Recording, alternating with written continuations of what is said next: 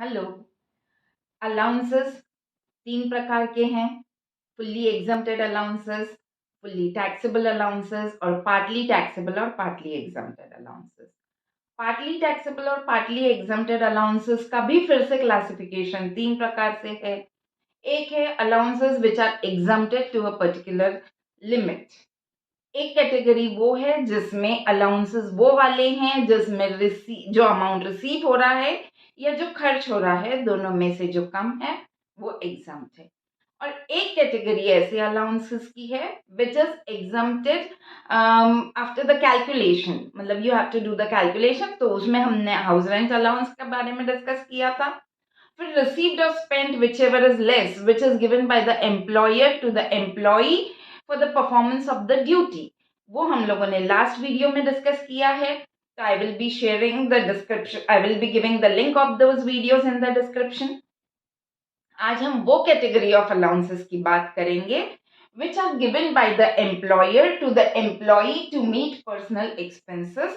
These allowances are given under section 10 subsection 14 clause 2 of the income tax act.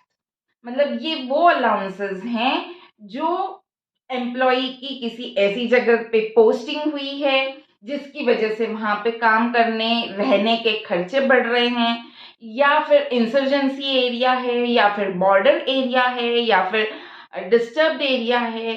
तो इन सब चीजों की वजह से उनके कुछ पर्सनल एक्सपेंसेस के जो खर्चे बढ़ रहे हैं वो मीट करने के लिए ये अलाउंसेस एम्प्लॉयर द्वारा एम्प्लॉय को दिए जाते हैं। And these allowances are exempted up to a certain limit. So which are these allowances? So if you see, it is special compensatory allowance like special hill compensatory allowance, high altitude allowance, कुछ particular altitude से ऊपर रहना पड़ रहा है, इसकी वजह से सारी चीजें उनकी जो पर्सनल एक्सपेंसेस हैं वो एक्सपेंसिव हो जाएंगे। तो वो सब चीजों को मीट करने के लिए उन्हें ये अलाउंस दिया जाता है। Uncongenial climate allowance, snowbound area allowance, avalanche allowance. What is the meaning of avalanche? तो जो स्नो हिली एरिया रहती है, स्नोई एरिया, और वो बहुत स्लीपरी रहती है, उस जगह पे रहने वाले लोगों के लिए यह अलाउंस दिया जाता है। Then is special compensatory allowance, तो that is border area allowance. Border area में जिन लोगों की ड्यूटी लगाई जाती है तो वहां पे रहने के लिए उन्हें वो अलाउंस दिया जाता है। Remote locality allowance, then difficult allowance, then disturbed area allowance. फिर है स्पेशल कॉम्पेंसेटरी अलाउंस, मतलब वो ट्राइबल एरिया, शेड्यूल्ड एरिया या एजेंसी एरियाज में रहने के लिए। तो for some parts of Madhya Pradesh and some other states it is given, and it is given at the rate of ₹200 per month.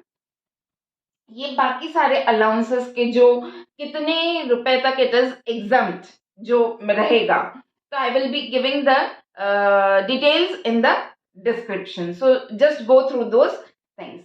Then children education allowance, this is exempt up to ₹100 per month per child. Sorry, I made a mistake. ये मैंने कहा special compensatory allowance, it is exempt up to ₹200। 200 रुपए मिलेगा ऐसा नहीं है, it is exempt up to ₹200।